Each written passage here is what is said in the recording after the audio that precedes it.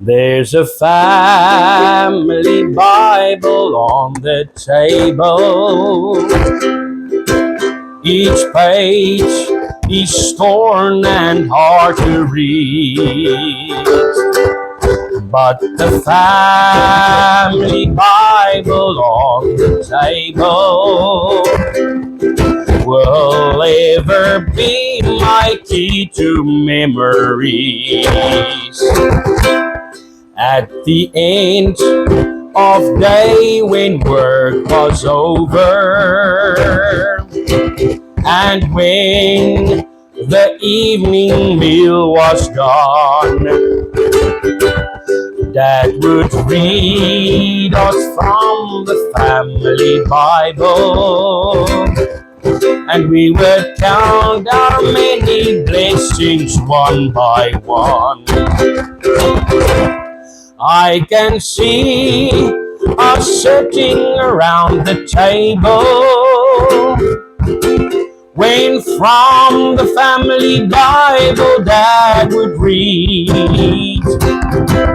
I can hear my mother softly singing, Rock of Ages, gift for me.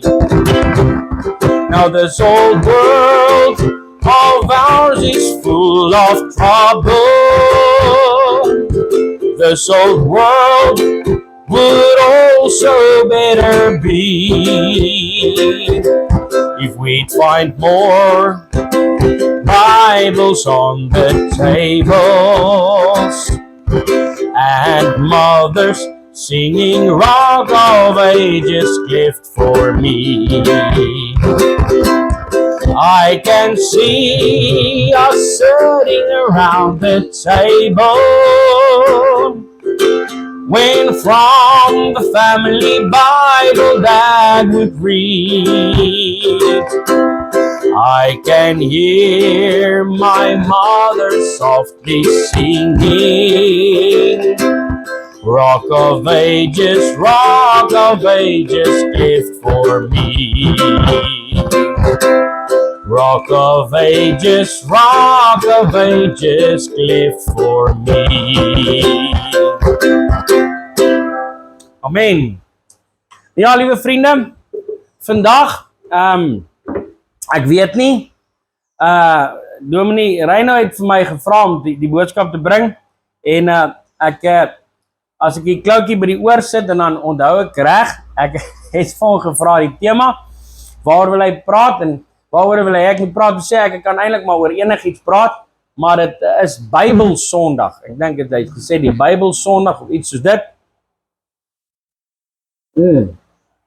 en so ek wil gaan oor die woord praat vandag, oor die woord van God, die kosbare voorreg het ons nie, om die Bybel te hê nie, die woord van God, die waarheid, nee, die woord is die waarheid, nee, ou Pilatus het gevra, wat is waarheid? Nou ja, ons weet dat Jesus Christus is die waarheid, en hy het gekom om die waarheid te bring, maar ook nou nadat hy gesterf het, is sy woord agtergelaat vir ons wat die waarheid is. En hierso, ons bly in die Amazonewoud, so dit is 'n reënwoud, die grootste reënwoud in die wêreld, en dit lyk my of jy 'n storm opsteek, ek hoop tog net nie, dit reën te hard dat mense kan hoor die opname. Maar in elk geval, die Bybel. Nou, ek net 'n inleidingsillustrasie bring, voordat ek gaan lees uit die woord uit. Ek het 'n storie, 'n kosbare storie, wat ek 'n vriend van my ken, hy bly in 'n dorpie, of nie in 'n dorpie, eintlik 'n gemeenskap, daar langs die Solimois rivier, die Salomo rivier, hier in die Amazonewoud, en ek het dus een van die eerste beskaafde Indiane wat ek ontmoet het, kosbare man, hy is nou al hierso in sy vroeë 60er jare, kosbare man, hy het al klein kinders, hy is regtig vir my lieflike man, maar sy getuienis is vir my kosbaar. Hy het in die woud gebly in 'n Indiaans stammetjie, hulle is van die Moora stam, die Moora stam, en hy het vir my vertel hoe hy tot bekering gekom het. Nou het in daai tyd wat hy in hierdie stammetjie gebly het, blou jare terug, het hulle nooit in beskawing, sommige van hulle mense het hulle gestuur om te gaan as hulle benodigdhede het, soos medisyne as hulle siek geraak het, en so aan, dan het hulle van hulle mensies in hulle stam gestuur met die kanoe om te gaan om medisyne daar te koop. Of as hulle nie genoeg kos, hulle het geweet van beskawing. Hierdie mense wat geïsoleerde villages is nog, want daar is nog, hulle weet van beskawing, hulle is bewus van dit, hulle wil net nie meng met beskawing nie, maar hy was in een van daai villages gewees, en hy het nooit belang gestel om enigstens na die beskawing toe te gaan nie. Maar die ou wat altyd gegaan het, was sy jonger broer gewees, wat hulle afgevaardig het, so te sê, om dan te gaan, om goeders te gaan koop in beskawing. En hy het in aanraking gekom met van die mense wat ook hulle taal gepraat het, of dieselfde dialek, en hy het baie keer moet, die boetie van hom wat gegaan het, dan moet van hierdie mens gepraat, wat moet hom die evangelie gedeel het. En die oukie het teruggekom altyd, en dan het hy vir hulle vertel van Jesus. En maar niemand het enigstens 'n woord verstaan nie, want hulle het snaakse goeders aanbid.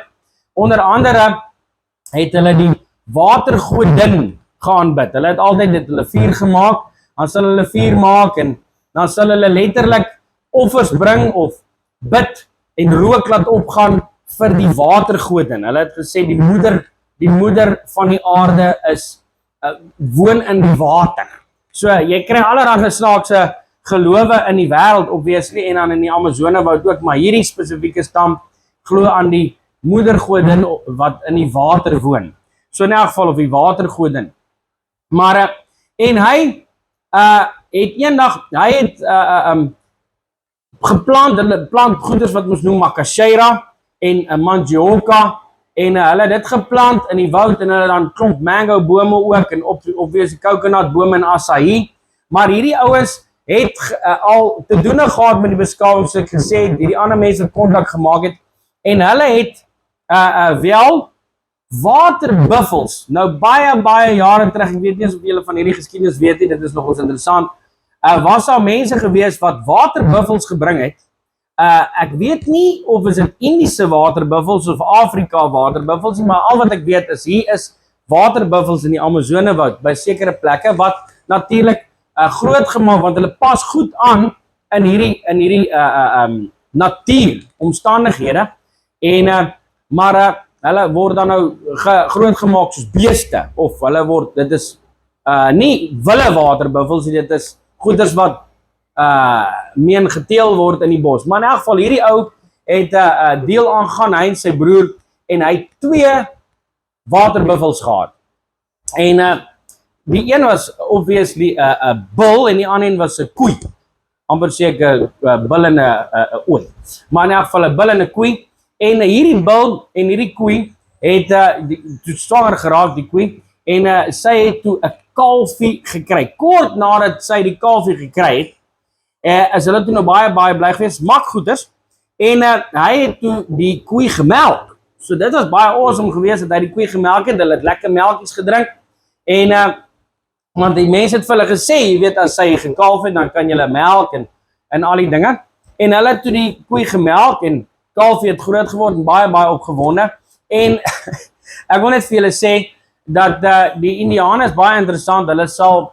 byvoorbeeld, sal hulle 'n waterskilpad vang vir hulle kind in die rivier, en dan sal die kind nou met die waterskilpad speel, dit sal die kind se troeteldier word, of 'n aapie, of 'n papegaai, en dan as hulle nou honger is die dag, dan slag hulle sommer nou die waterskilpad, of die papegaai, of die wat ook al wat nou hulle troeteldiertjie was. So, hongerte dryf jy nogals na, so goed, maar toe hulle toe nou die kalfie gekry het, was dit toe nou 'n bulkalf, en hulle het toe gedink, okay nee, hulle kan nou maar van kant maak hierdie aan 'n bul, en in elk geval, hulle het toe die bul geslag, want hulle het honger gewees, hulle het toe nou die bul geëet, toe is die koei oor, en die kalfie, en hulle het toe baie bly gewees oor die koei en die kalf, want die koei het melkies gegee, en die kalf het groot geword om nou die volgende bul te word, sodat hierdie stelsel kon aangegaan het, nee, en hulle het lekker vleisies gehad, want hulle het die bul geëet, die hele tribe het vir 'n hele paar dae vleis geëet, en in elk geval, hulle is toe nou opgewonde oor die koei en die bul, die koei en die kalf, en op 'n dag, toe byt 'n giftige slang, het die koei gebyt, en sy het verskriklik siek geraak, en was besig om te sterwe, het dood te gaan, 'n dier sterf nie, 'n dier gaan dood, maar in elk geval, en hierdie man, het gegaan, ek ken hom persoonlik, hy het vir my die storie self vertel, en hy het gegaan, en hy het gaan offer, hy het 'n vuurtjie gaan maak, en hy het gaan offer aan die watergodin, en gesê, maak asseblief my koei reg, dat sy nie sal doodgaan nie, en in elk geval geoffer, en allerhande goeders gedoen, van die melkies van die koei, wat oor was het, hy gaan sit daar so by die vuur, en gesê, luister, bring vir ons hierdie lekker wit goeders, en ons wil graag hê dat sy nou nie moet doodgaan nie, want anders gaan ons nou nie meer melk hê nie, en die kalfie drink nog aan, die kalfie gaan vrek, en sy gaan vrek, en allerhande goeders, en nou vir hierdie watergodin gepreek, en al hoe meer vuur gemaak, en hy het ook gesê, hy gaan nie eet totdat hierdie koei nie gesond raak nie, hy gaan soos vas, en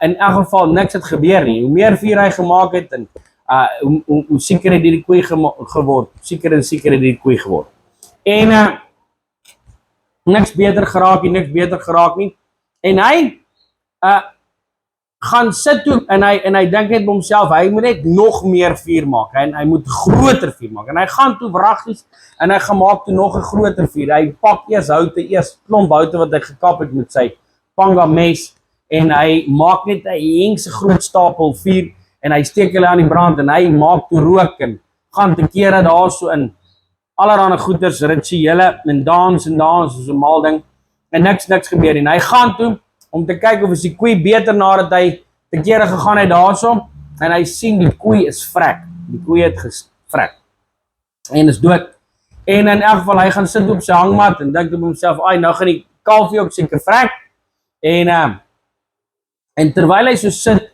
en hartseer is oor sy koei, toe onthou hy dat sy broer het hom vertel van Jesus,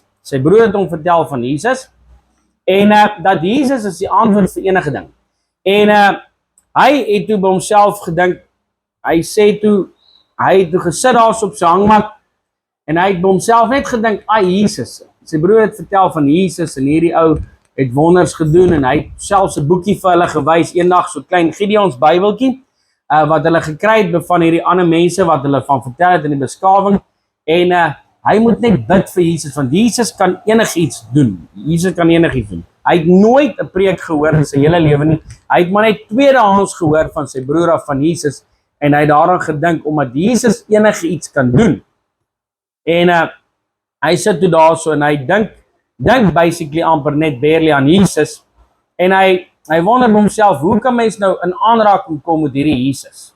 Jy weet, moet ek nou saam met my broer gaan, hoe kan ek vir hom nou vra dat hy my nou kan help, moet hierdie koei van my, en hy sit en dink, hy kan nie bid nie, want hy weet nie om te bid nie, maar hy dink by homself, ek wonder of hierdie Jesus my koei kan regmaak. Nou hy het klaar gegaan en gaan voel of sy koei se hart nog klop, sy was dood gewees, en hy dink net en wonder net by homself, ek dink dit sal nog cool wees, as hierdie koei vir my gesond kan raak, as hierdie Jesus haar kon gesond gemaak het, en toe hy dit dink, en heeltemal in gedagte sit, woeps, hier hoor hy 'n bulk, hoor hy, en hy spring op en hy hardloop, en val skoon van sy hangmat af, en hy kom daar so, en daar so staan die koei, en die kalfie suig aan haar speen, 100% gesond. Wat doen hy? Hy gaan toe na die vuur toe, en hy sê dankie vir sy watergodin, want hy weet nie wat nou gebeur, hy het net bedink, en die Here is eintlik besig om met hom te praat, en in elk geval, nie lang daarna nie, toe het hierdie selfde koei, en die kalfie, beide, 'n siekte gekry, geen mens weet nie, hulle het gesoek vir buite, hulle albei het gelê, en allerhande snaakse geluide gemaak, ek het al gehoor van malkoei siekte, ek weet nie of dit malkoei siekte was nie, en ek het een keer, het ek vir 'n boer vertel van die simptome, wat die man my verduidelik het, en hy het gesê, hy dink, dit is maar seker maar malkoei siekte, en in elk geval, hy het ook toe weer gegaan, en gaan offer, en kere gegaan, niks gebeur nie, weer op die hangmat gaan sit, koei en die kalfie hierdie keer siek, besig om te sterwe, En hy dink by homself weer uit. Laas keer het ek gevra en gedink by myself, hoe cool sal dit wees, hoe wonderlik sal dit wees as Jesus dalk nie dit regmaak nie. En ek weet nie of was dit hy gewees of die watergode nie, maar ek het dit gedink en laat ek dit nou weer dink. En hy sit en dink, hy wonder, hy dink, sal dit nie cool wees. En hierdie keer sit en dink hy, maar hy dink toe en hy sê toe by homself, as hierdie koei en kalfie nou gesond raak, dan sal ek nie vir my watergodin sê dankie nie, maar dan sal ek vir hom self gaan dankie sê. Dan sal ek vir Jesus gaan soek saam met my broer om vir hom dankie te sê, want ek dink hy kan dit dalk doen. En toe hy net bedink, toe woeps, daar hoor hy moe, en daar so is die kalf reg en hy hardloop uit, hy val van sy hangmat af, hy hardloop uit, en hy sien daar so is die kalf en die koei reg. Hy gaan toe na sy broer toe en hy sê vir sy broer, luister, ek wil hê jy moet my vat daar na daai mense toe, wat jy vertel het van Jesus, want ek wil hê hulle moet my vat na Jesus toe, sodat ek vir Jesus self kan gaan dankie sê. En hy het toe gegaan saam met sy broer na beskawing toe, hy het van die klere by sy broer geleem, en sy broer het geweet, hulle moet klere aantrek, sy beskawing toe gaan, en hulle het op die kanoe geklim, geroei na beskawing toe, waar 'n ander mens gebly het, wat vir hulle vertel het van Jesus, obvious die sendlinge, en hy het daar gesê, hoorie, so ek wil hê, jy moet vir my gaan voorstel aan hierdie Jesus, want jou Jesus het nou al 2 keer my gered, my kalf en sy ma, die koei 2 keer gered en die kalf nou hierdie keer gered. Ek wil vir hom dankie gaan sê vir wat hy gedoen het. En hulle sê toe vir hom, nee, maar ons kan nie vir jou vir Jesus vat nie, want Jesus lewe nie meer nie. Hy lewe, maar hy lewe in die hemel, maar hy is nie hier's op aarde dat jy dan kan gaan fisies nie, maar ons kan jou aan hom voorstel, en hulle toe begin om met hom 'n pad te stap, en hy het sy saak met God reggemaak. So ja, ek het hierdie man ontmoet, is 'n lieflike man, hy's baie lief vir die Here, en nou, by the way, sy dogter, die man se dogter, is getroud met een van my groot vriende, Sydney, en hulle is 'n pastoorpaartjie van 'n kerkie, Assemblies of God kerkie in 'n dorpie genaamd Purupuru. En dit is net ongelooflik wonderlik. Hierdie man se dogter is 'n pastoor se vrou. En dit het alles begin by net 'n verhaal wat hy in 'n afgesonderde village gehoor het van Jesus, en hierdie mense het hulle vertel van Jesus. Nou, hy het 'n woord gehoor, en die woord was Jesus Christus, maar ons het baie meer as net 'n woord, en hoor sê, ons het die woord van God. Ons het die woord van God. Nou ja, wat 'n kosbare aangrypende storie. Nou ja, in die Bybel wil ek vir ons saam lees vandag uit Hebreërs 1 vers 1. Ek dink daar baie van julle ken dit uit julle koppe uit. Hebreërs 1 vers 1. Staan daar hierdie volgende woorde. Dit sê, nou net so 'n bietjie aan. Dit het nou begin reën. Ek hoop nie ons reën uit hierdie boodskap nie. Dan moet ek hom weer van voor af preek. Hebreërs 1 vers 1. Nadat God baie keer en op baie maniere in die ou tyd gespreek het tot die vaders deur die profete, het hy in hierdie laaste dae tot ons gespreek deur die Seun. Die Seun is mos nou Jesus Christus. Wat hy as erfgenaam van alles aangestel het, deur wie hy ook die wêreld gemaak het. Hy wat die afskynsel is van sy heerlikheid en die afdruksel van sy wese en alle dinge dra deur die woord van sy krag, nadat hy deur homself die reiniging van ons sondes bewerk het, gaan sit het aan die regterhand van die majesteit in die hoogte, terwyl hy soveel uitnemender geword het as die engele, na mate hy 'n voortreffeliker naam geërf het as hulle. Ja, ons weet in hierdie tyd wat ons in leef, praat hy met ons deur middel van sy Seun, en ons weet sy Seun sit nou aan die regterhand van God, maar sy woord is aan ons nagelaat. Hierso het ons sy woord. Hierdie kosbare boek wat ons het hierso, ons noem dit die Bybel. Dit is nie 'n boek nie. Dit is nie 'n boek nie. Dit is 'n samestelling van 66 boeke. Samestelling van 66 boeke. Wat 'n voorreg het ons nie, wat soveel ander manne en vroue van God in die Bybel nie gehad het nie. Pos het gou daar, want dit reën nou erg. Sorry, ja, hier is maar 'n groot storm, so net gestop terwyl dit so hard gereën het, anders kan ons nie hoor nie. Wat 'n voorreg het ons nie vandag as kinders van God om hierdie boek te hê nie. Hierdie samestelling van hierdie 66 boeke. Profete in die Bybeltyd het nie die Bybel gehad nie. Ek weet dat die Bybel is het ons tot ons beskikking, maar mense in die ou dae in die Bybeltyd, Moses byvoorbeeld, hy het met God gepraat, God het met hom gepraat en Moses het obviously baie van die Bybel geskrywe. Hy was die outeur of die skrywer wat hy gehoor het van die Here af.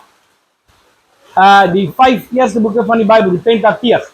En ons is so gelukkig om dit te kan hê vandag. Nou, baie van die profete in die Ou Testament het net alleenlik die Pentateeg gehad tot hulle beskikking as dit wat hulle geloof op gebaseer het. En dan obviously die feit dat God self aan hulle verskyn het. Hy het met hulle gepraat, hy het aan hulle gesigte gegee, hy het aan hulle visioene gegee en hulle het gegaan en namens God met die mense gepraat.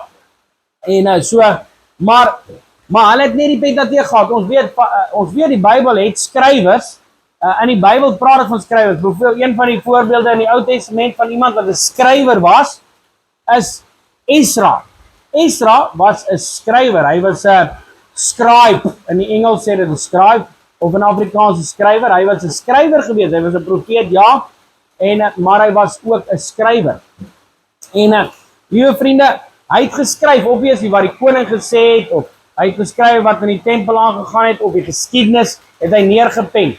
Ons weet dat Samuel, die boek Samuel is geskryf deur Samuel en seker baie groot stukke uit van die boeke, kronieke en konings is dalk seker ook geskrywe deur die hand van Samuel en ook selfs van die konings wat geleef het in daai tyd het hierdie goeders bymekaar gesit en van hierdie goeders bymekaar gekry, maar hierdie ouens het 'n baie limited, gebeperkte toegang gehad tot die woord van God. Soos ek gesê het, ja, hulle die Pentateeg gehad, wat hulle gekry het, hierdie woorde wat Moses neergepen het, en hulle het ook die 10 gebooie gehad, en ook die ander wette, maar hulle het nie dit gehad wat ons het vandag nie, ons het die woord van God. Ja, Dawid het toe ook 'n geweldige groot deel van die Bybel geskrywe, ons weet die Psalms, en ook sy seun het beskikking gehad, die Bybel, tot sy beskikking gehad, die Pentateeg, en dan 'n paar ander boeke soos die kronieke ensovoorts,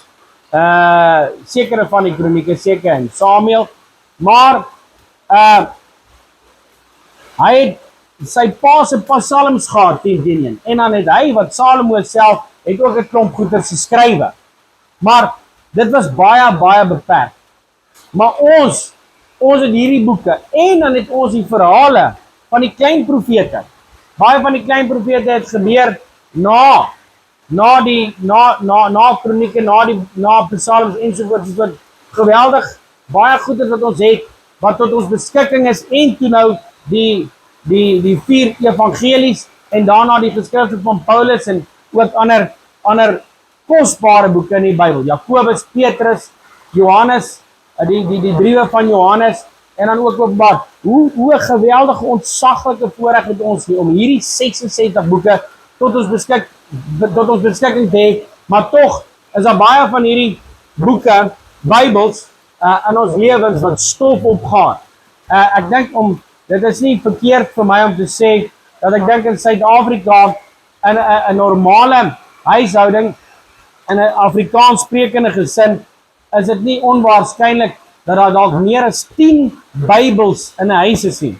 Dis 'n ou familiebybel, wat ek baie sterk twyfel of hy gelees word, en so dikke wat in die ou dae het hulle altyd die troudatums en die geboortedatums en die sterfdatums aan die voorkant geskrywe, en ook die kinders se doop, wanneer hulle gedoop is, en al sy doopregister, en ek weet nie wat nie, trouregisters, en goeders was daar in die familiebybel gewees, en dan is daar dalk 'n klomp ou vertalings, nee, baie mense soos wat daar nuwe vertalings kom en dan daar's 'n ou vertaling Bybel en daar's dalk 'n lewende Bybel en daar's dalk 'n verklarende Bybel en dalk 'n Engelse Bybel en dalk die nuwe vertaling of ek weet nie wat, nuwe lewende vertaling. Maar daar's klomp Bybels en niemand het van ons 'n verskoning nie. Ons het die Bybel tot ons beskikking. Maar ek glo dat dit is baie eenvoudig, baie waar om te sê dat daar's baie Bybels in ons huise in Suid-Afrika en niemand het 'n verskoning nie. Ons het dit tot die punte van ons vingers en dan nou ook met selfone vandag. Mens kan die Bybel aflaai op jou selfoon. Hoeveel applications is daar so wat ek die Bybel kan aflaai op my selfoon in hoeveel verskillende tale? Hoeveel verskillende tale en ek kan sommer en mense het nie eens meer verskoning om te sê ja, maar ek sukkel om te lees in my kind want my oë is sleg en my bril werk nie meer nie. Mens kry tot 'n audio Bybel wat jy kan aflaai op die internet op 'n application op jou foon en jy kan na die Bybel luister en jy kan sommer die lettertjies groter stel dat dit lekker groot is dat jy kan lees met een oog al is jou oë hoe swak. Maar ons het nie 'n verskoning nie. Ons het die woord tot ons beskikking wat ons kan lees. En ek wil net met julle ook 'n versie deel wat in die Bybel staan. Hierdie woord het baie krag, liewe vriende. Baie krag. In Openbaring 12, as ek dit nie mis het nie, dat ek het gekyk net hier so my skriflesing, Openbaring 12, is dit sê daai vers van, is dit nou vers 13, maar 13, wat sê en hulle het hom oorwin, deur die bloed van die lam, en deur die woord van hulle getuienis, en hulle het hulle lewe nie lief gehad nie tot die dood toe. Ja, vers 11, Openbaring 12 vers 11, en hulle het hom oorwin deur die bloed van die lam, en deur die woord van hulle getuienis, en hulle het tot die dood toe nie hulle lewe lief gehad nie. Liewe vriende, nou hierdie vers vir my kosbaar, het sê deur die woord van hulle getuienis. Nou, as mens gaan kyk in verskillende vertalings, daar's baie verskillende vertalings en daar's een spesifieke vertaling wat ek baie van hou, dit is 'n Engelse vertaling wat sê and they overcame him. Nou wie is dit? Die vyand, hulle het hom, die vyand, die Satan oorwin by the blood of the lamb and through the word of truth that they testified of. And they loved not their lives even unto death. So dit is my baie kosbaar. Dit sê nie deur die woord van hulle getuienis nie. Dit sê en hulle het hom oorwin deur die bloed van die lam en deur die woord waarvan hulle getuig het.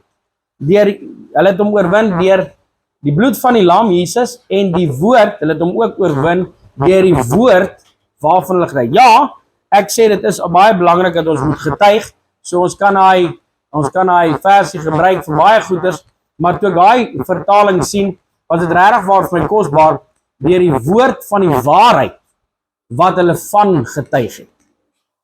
En hoe oorwin ons die vyand? Ons oorwin die vyand deur die woord van God waarvan ons getuig. En liewe vriende, hierdie wêreld het die woord van God nodig. Hulle het nodig om die woord te leer ken. Hulle het nodig om die woord tot hulle beskikking te hê. Ons het hierso by ons kerkie, het ons 'n hele klomp jong mense. Ons was eergisteraand by die biddier was so 26 mense, waarvan daar net 3 volwasse mense, 27 mense, ekskuus, waarvan daar net 3 volwasse mense was. Almal die res was onder die ouderdom van 20. Ongelooflik fantasties. Liewe vriende, en hierdie jong mense, nie een van hulle het Bybels gehad nie. Hulle is vlugtelinge van Venezuela af as gevolg van die gemors wat daar aangaan. En nou hierdie jong mense, van hulle het Bybels gehad tot hulle beskikking. En julle sal nie glo wat se Bybel hulle tot hulle beskikking gehad nie. Die Jehovah getuies het gesorg dat hulle die gap gesien het en hulle het begin Bybels distribute hierso in die omgewing. Hordes aan die Spaanse sprekende mense wat hier gekom het, wat vlugtelinge was, maar met 'n klein rugsak hier aangekom het en laaste ding wat hulle aan gedink het om saam te bring is 'n Bybel. Die meerderheid van hulle was ook in elk geval Katolieke gewees, hulle het nie Bybels in hulle huise nie. So, liewe vriende, en die Jehovah Getuies het die gap gesien en hulle het klomp Bybels hierso kom uitdeel en die enigste Spaanse Bybels wat hierso beskikbaar was en as enigiemand gesê het hy het 'n Bybel, dan was dit die Jehovah Getuie Bybel.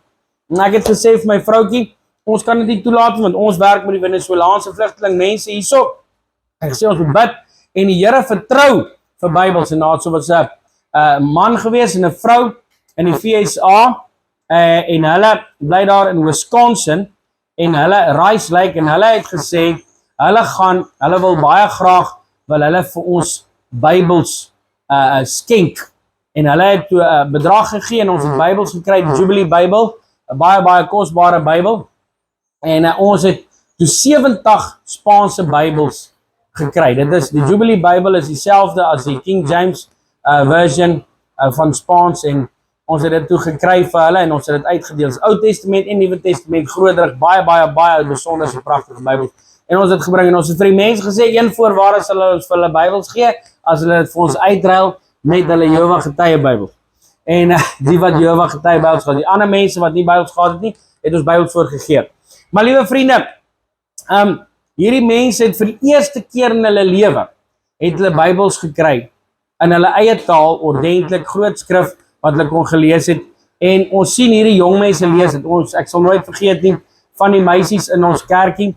Een meisietjie is 13 jaar oud, haar naam is Salome en haar sussie is 15, Michelle, en toe hulle Bybels kry, die eerste week is hulle deur Genesis gewees. Hulle was so honger gewees nadat hulle harte vir die Here gegee het. So honger gewees en het daai Bybels gelees en nie neergesit nie, want hulle het honger na die woord, liewe vriende. En het nooit die voorreg gehad om dit tot hulle beskikking te gehad het. Maar liewe vriende, wat 'n voorreg as 'n mens 'n Bybel het. Hier is nog baie mense wat nie 'n Bybel het nie. Ons het hierso vir 'n klomp jong Portugese mense ook. Ons het nou ons tweede laaste Portugese Bybel het ons vir 'n seentjie gegee eergister. Sy naam is Juninho en hy het ons tweede laaste Portugese Bybel wat ons het ons vir hom gegee en ons is die Here ewiglik dankbaar. Hy het daai Bybeltjie gevat, hy het dadelik sy naam daar geskryf en hy het sy favorite verse het hy neergeskryf en hy het dadelik daarna gegaan en dit gaan onderstreep. Terwyl ek het vir hom seker 5 keer moes gesê dat hy moet nou oplet in die preek. Hy moet nie so in die Bybel skryf nie, maar is alright. Hy is opgewonde gewees dat hy 'n Bybel kan hê wat sy eie is. Dis 'n 11-jarige seentjie, sy naam is Junie. In elk geval, liewe vriende, die woord van God. Die woord van God het krag. Die woord van God het baie krag en die woord van God het nodig om die wêreld in te gaan. Ja, ek weet van organisasies soos die Gideons. Die Gideons, ek het baie groot vriende in die Gideons, my oupa Stif. Hy was self 'n Gideon gewees, hy het Bybeltjies uitgegee. So verskriklik baie Bybeltjies uitgedeel. Hy het Bybels gebruik, die Gideons Bybeltjies het hy gebruik as traktaatjies en uitgedeel aan mense en hulle geëvangeliseer. En laaste paar jaar of maande van sy lewe was hy so ywerig gewees en hy kon nie genoeg Bybels soos wat hy Bybeltjies in gekry het hy uitgegee in die strate. En ek dank die Here daarvoor. Ek het 'n oom wat nou, sy naam is Dieter Bemer. Oom Dieter Bemer was nou op 'n Gideons Blitz in KwaZulu-Natal. En as ek dit nie mis het nie, het hulle 30,000 Bybels in 2 weke uitgegee. 30,000 Gideons Bybels in 2 weke in Natal. Hulle was 'n span van 8 mense gewees en hulle 30,000 Bybels het hulle in skole, tronke, hotelle ensovoorts het hulle gaan uitgee, een vir een met die hand aan mense. In 2 weke het hierdie 8 manne gegaan en hierdie Bybelblitz gaan doen. Hulle noem dit die Gideons Bybelblitz. Dit is soos evangelisasie, super evangelisasie met Bybeltjies wat hulle dan uitdeel en mense evangeliseer one-on-one. Dis kosbaar, liewe vriende, in KwaZulu-Natal in Suid-Afrika. En liewe vriende, maar die woord van God is nodig in die wêreld. Hierso is ons besig, ons ken vriende hierso naby ons, nie ver van ons af nie, wat saam met Jokum is YWAM werk en hulle is besig om die Bybel te vertaal. Hierso is 'n stammetjie wat hulle die stammetjie is baie ongeletterd, totaal en al ongeletterd. Is daar 5 mense in 'n stammetjie is wat kan lees of skryf. In Portugees is dit baie, letterlik baie. Maar hulle kan nie lees of skryf nie, is ongeletterde stam. En hulle is besig om die Bybel te vertaal, maar in 'n audio vorm en wat hulle dan beskikbaar gaan stel. Hulle is besig om nou klaar te maak. Die mense wat by hulle werk al vir 6 jaar lank is nou besig om die laaste 4 boeke van die Nuwe Testament te rekord in Brasilië. Hulle kom oor 3 maande terug en dan het hulle die Nuwe Testament op so dingetjie, so elektroniese toestelletjie wat 'n sonpaneeltjie op het wat jy so oop flap en dan maak hy oop en dan kan jy hom charge en dan kan hulle na die Bybel luister. En dit is wonderlik, die stam se naam is Dong stam. D-A moet 'n omlaag op die A moet 'n W, Dong stammetjie. Ons ken van daai mense, kosbare mense. Maar in elk geval, liewe vriende, die woord van die Here Jesus moet sy snelle gang gaan. En vir die woord van die Here Jesus om sy snelle gang te gaan, om by hierdie mense wat onbereik is. Ek praat nie van ongekontak nie. Ongekontak is nog erger. Maar daar's baie stamme wat reeds met kontak gemaak is. En baie mense in hierdie wêreld wat met kontak gemaak is, maar hulle is nog onbereik. Hulle het al gehoor van Jesus Christus. Hulle het al die klok hoor lui, maar hulle weet nie waar hang die bel nie. Julle al daai gesegde gehoor. Hulle het al gehoor van soos hierdie man, hierdie illustrasie wat ek in die begin van aan julle vertel het, aan julle gedeel het, is dit gaan oor hy het gehoor van die Here Jesus. Hy het eers geweet om te bid, hy het net dit bedink. En Jesus was besig om in sy hart te werk op 'n kosbare manier, maar hy het net gehoor. Hy het net gehoor, maar hy het nog nie verstaan nie, want hy het nog nie toegang gehad nie. Hy het nog nie Bybel gehad. Hy kon obviously nog nie gelees het nie. Hy het later jare as 'n volwasse man het hy geleer om te lees en hy kan lees vandag. Baie stadig en hakkerig en hy lees maar nie vir mense nie, hy lees vir homself omdat hy lief is vir die woord van die Here Jesus, maar hy's lief vir die Here Jesus. Maar ons het nodig om hierdie woord van God te kry by mense. En ek wil ook vir ons lees ook uit Jesaja, as julle saam met my kan lees. Jesaja 45 vers 20. Jesaja 45 vers 20 ook. Wil ek graag met julle deel. Net 'n paar verse. Jesaja 45 vers 20. Dit sê daarsom: Versamel julle en kom almal nader. Julle wat uit die nasies ontvlug het. Hulle weet niks, wat die hout van hulle gesneede beeld dra en 'n God aanbid wat nie kan verlos nie. Verkondig en bring voor, ja, laat hulle saam raad hou. Wie het dit van ouds af laat hoor? Lang tevore dit verkondig. Is dit nie ek die Here nie? En buiten my is daar geen ander God nie. 'n Regverdige en reddende God is daar buiten my nie.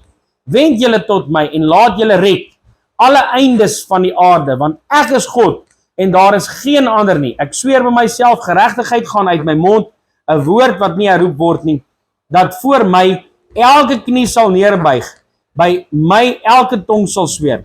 Hulle sal van my sê, alleen in die Here is volle geregtigheid en sterkte. Na hom sal hulle kom, maar hulle almal sal beskaam staan wat op hom toornig is. En die Here sal geregverdig word en hulle beroem die hele geslag van Israel. Nou ja, liewe vriende, die Bybel sê, die hele aarde sal voor hom neerbuig.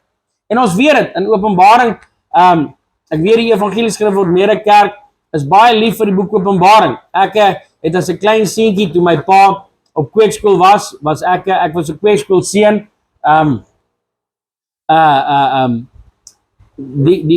wat 'n voorreg was dit nie gewees op die ou Betjan, en ons het baie gegaan na preke. Dominee Lambert van Sitter, daai tyd het hy nog wederkomsreeks gebring.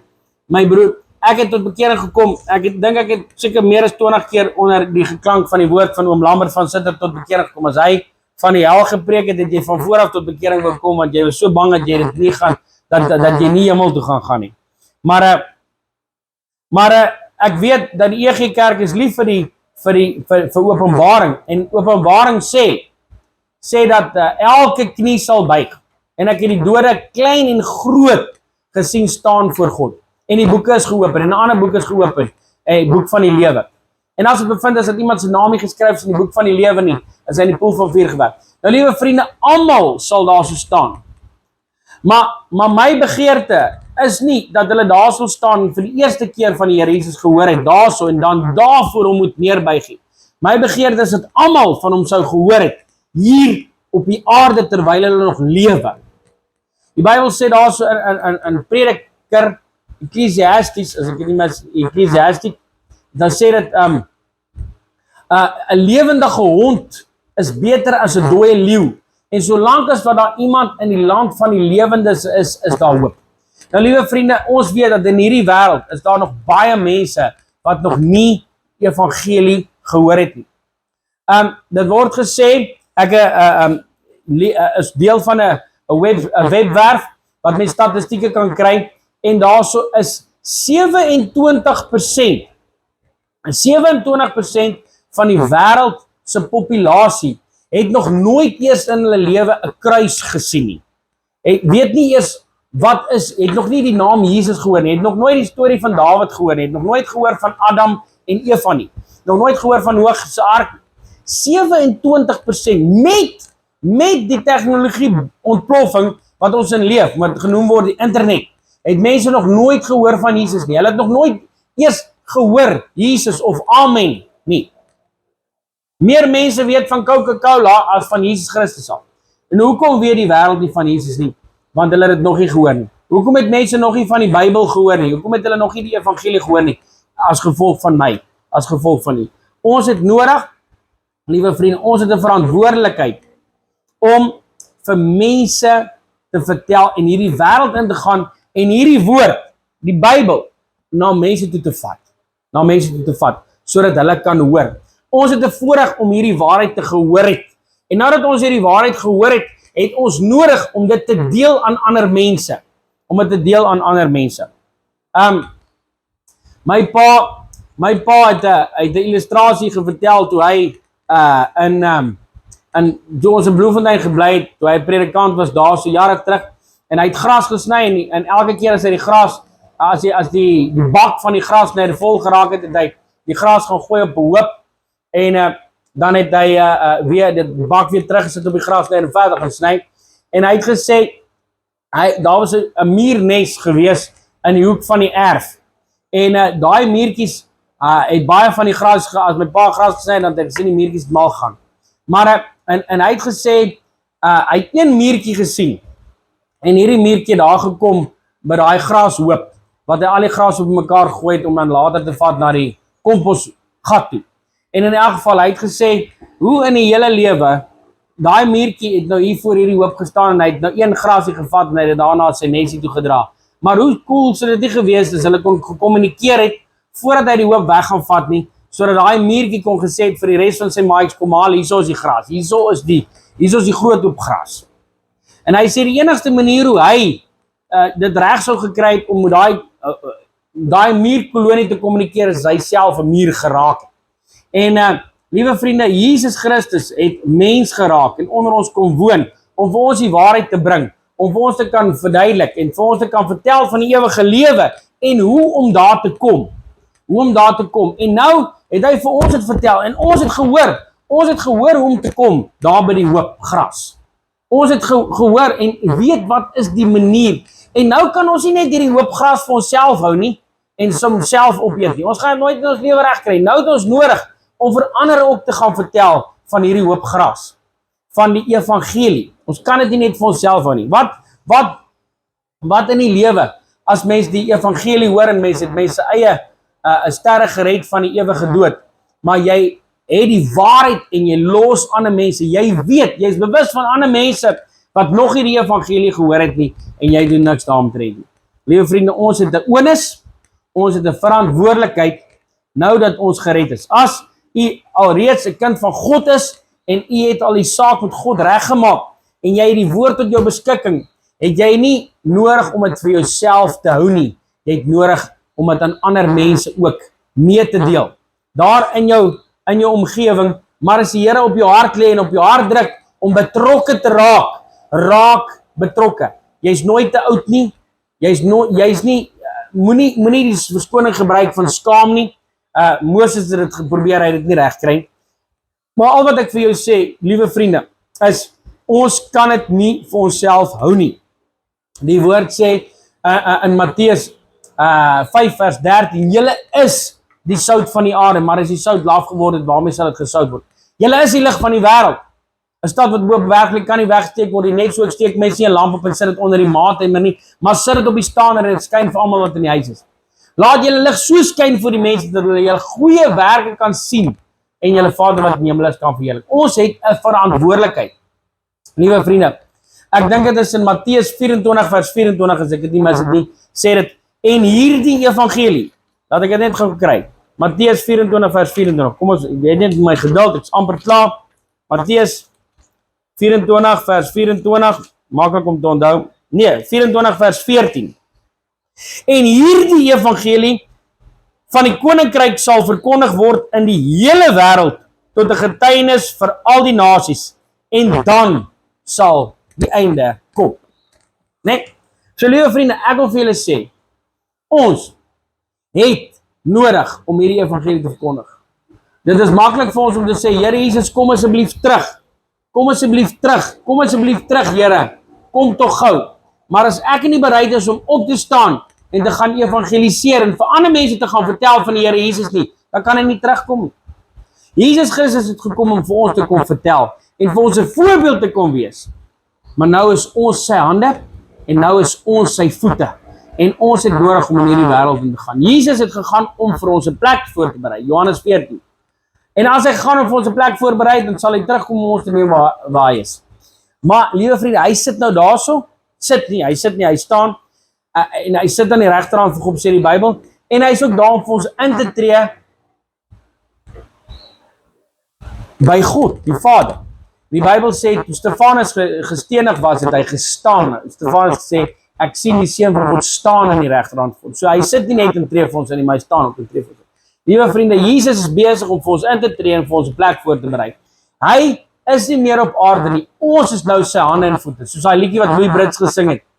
Here, gee my gekruisigde hande wat gee, gekruisigde voete wat loop. Liewe vriende, ons het hierdie gekruisigde hande nodig en ons is sy hande en voete wat die evangelie moet vat en hierdie Bybel. En net laaste, liewe vriende, my laaste gedagte is, ja, die woord van God het krag en die woord van God het nodig om die wêreld in te gaan. Maar liewe vriende, Delpie, ek het deel 5000 Bybeltjies uit en ek bid nie oor daai Bybels en ek bid nie vir die verlore gaande mensdom. Liewe vriende, gebed het krag, gebed dra krag. Bid, bid, bid. Wanneer laas het jy vir daai mense in onbereikte areas voorgebid? Wanneer laas het jy gebid vir sendlinge? Wanneer laas het jy gebid vir die predikant in jou gemeente? Moenie net bid by die kerk en by die bid hier nie. Ek praat van wanneer laas het jy op jou knieë gewees en gebid vir mense wat dienaars van die Here is en vir mense wat nog nie die evangelie gehoor het nie. Liewe vriende, spandeer jy tyd in gebed sodat die evangelie sy volle snel kan gaan. As daar meer mense is wat bid vir verlore gaande siele, as daar meer mense is wat betrokke raak by die wen van siele, dan sal hierdie aarde baie vinniger geëvangeliseer word en die woord van die waarheid sal baie vinniger daar kan kom. Hierdie wêreld lyk soos wat hy lyk, nie as gevolg van slegte governments nie as gevolg van slegte presidente nie as gevolg van slegte politiek nie as gevolg van COVID nie. Hierdie wêreld lyk soos wat hy lyk as gevolg van die kinders van die Here wat lui is, die kinders van die Here wat skuldig is aan die sonde van versuim. Die sonde van versuim. Ons versuim om ons Bybels te lees, ons versuim om huisgodsdienst te hou, persoonlike godsdienst te hou, stilte tyd te hou, en ons versuim om te bid. Ons bid nie soos ons behoort te bid nie. In die tye van haar lewing was daar manne en vroue van God wat gebid het. 6 ure op 'n dag. 6 ure op 'n dag. Waar het jy daarvan gehoor? Johnny Smith, Prime Johnny was sy bynaam geweest. Hy het gebid vir 6 ure op 'n dag. Hy het 'n werk gehad wat hy 12 uur skofte op 'n dag gewerk het.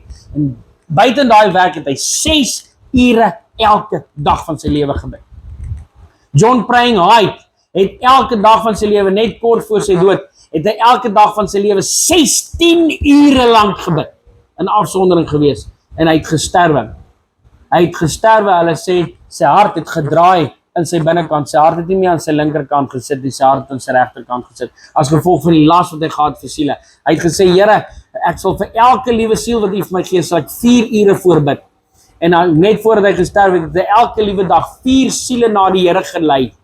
En hy het vir daai 4 siele het hy 16 ure lank gebid. 4 ure per siel. En elke dag het hy uitgegaan uit sy huis uit, nadat hy gebid het vir 16 ure lank. homself afgesonder. En dan gewoonlik, die heel eerste 4 mense wat hy raak geloop het in die straat, het onder oortuiging gekom, maar soos wat hy hulle benader het, en hulle het hulle saak met God reggemaak. Liewe vriende, ons bid nie. Tye van herlewing was al gewees as gevolg van die feit dat daar gebid was. Hoekom is daar nie herlewing nie? Leonard Ravenhill, as ek dit nie mis het, het 'n boekie geskryf, Why Revival Tarries? Hoekom gebeur daar nie herlewing nie? En een van die grootste redes is, omdat ons as die moderne kerk nie genoeg bid nie. Nie genoeg bid nie. Ween voor God vir verlore gaande siele. So ja, die woord het nodig om uit te gaan in die wêreld, maar vir die woord om uit te gaan, kom ons begin op ons knieë. Ja, so, liewe vriende, die Here praat met ons en met die wêreld deur sy woord, en hy wil hê sy woord moet in die wêreld ingaan. En hoe kan dit daar kom? Deur middel van gebed, deur middel van my wat sê, Here, hier is ek, stuur my. Soos Jesaja het gesê, Here, my Lord, send me. Wie sal ek stuur en wie sal vir ons gaan? En hy het gesê, hier is ek, Here, stuur my. Hier is ek, Here, stuur my. Ek het al van baie sendlinge gehoor. Ek ken 2 sendlinge op hierdie stadium in die Amazonewoud. En hulle albei het gekom as sendlinge, voltydse sendlinge, nadat hulle afgetree het op die ouderdom van 65, het hulle aangemeld en gesê, ek gaan my afgetrede laaste 15 jaar, gaan ek spandeer in die sendingveld. Hoe kosbaar is dit? Hoe kosbaar is dit nie? Om te sê, ek tree af. Ek tree nie af nie, ek tree op. En ek gaan. George Mueller het gesê, I will not retire, I will refire. Hy het dit gesê op die ouderdom van 72. I will not retire, I will refire. Refire for the Lord. En sê vir die Here, Here, hier is ek, stuur my. Ek sal gaan na die verlore gaandes toe. As jy dit nie kan doen nie, begin bid. Word 'n gebedsstryder en bid vir die mense wat op die voorlinies is van die voorfront in die oorlogsveld waar siele gewen moet word. Baie, baie dankie vir die geleentheid. Kom ons bid saam. Dankie Here vir hierdie middag, hierdie oggend wat ons so saam kan wees, en dankie Here dat U ook gewerk het in harte. Ek glo dit met my hele hart. En Vader, hierdie woord, hierdie evangelie moet kom by die verlore wêreld. Die woord van God. O Here. En vir hierdie woord om daar te kom, moet daar hande wees om dit te vat. Moet daar voete wees om te loop, daar wat ander nie bereid is om te loop nie. Moet daar monde wees wat bereid is om te gaan preek. Moet daar verstande wees wat bereid is om 'n vreemde taal te gaan leer, sodat hulle die evangelie kan verkondig. Here, U het vir ons die vermoë gegee om Portugees en Spaans te kan leer in hierdie land, om vir hierdie mense die evangelie te verkondig. Dankie dat U vir ons die vermoë gegee het om dit te kan doen. U vat nie die bekwame mense en gebruik hulle nie, nee. U vat die gewillige mense wat bereid is om te gaan en U maak hulle bekwaam om die werk te doen. Here Jesus, ek sê vir U dankie daarvoor. Wat 'n voorreg om dit te kan doen. Maar Vader, ek weet dat daar is baie vakante poste. Daar is baie werkers nodig. Die woord sê dit self. Die oes is groot en die arbeiders is min. Hierdie woord van die evangelie het nodig om die hele wêreld in te gaan. En dit wil vir my blyk asof daar was 'n stadium gewees in hierdie wêreld, maar die onbereikte nommer van die mense het kleiner geword. Die onbereikte bevolking van die wêreld wat nie die evangelie geken het nie, het kleiner en minder geword, maar dit is nie meer so nie. Dit raak al hoe meer groter met die bevolkingsontploffing in China en in Indië, wat vir China verbygegaan het net laas jaar. Here, is daar soveel mense wat gebore word in hierdie wêreld wat nie die evangelie gehoor het nie, wat gebore word in hierdie godsdienstige lande waar die Here nie toegelaat word, waar die evangelie nie toegelaat word. En Here Jesus, U het mense nodig wat bereid is om te sê, Here, maak nie saak wat gaan gebeur nie, ek sal gaan. Soos wat Esther gesê het, and if I die, I die. Here Jesus, en al kom ek om, dan kom ek om. Terwille van, sodat U woord sy snelle gang sal gang. En dat mense by die kruis van Golgotha kan kniel, dat hulle die waarheid kan hoor, want die waarheid maak vry. Ek sê vir die dankie daarvoor. Werk in harte, sodat mense betrokke kan word, en sodat mense kan bid vir die evangelie om te kom, waar dit behoort te kom. In die naam van ons koning Jesus Christus, wat gekom het aarde toe, wat die woord volbring het. Ek sê vir U so dankie daarvoor, in Jesus naam alleen. Amen.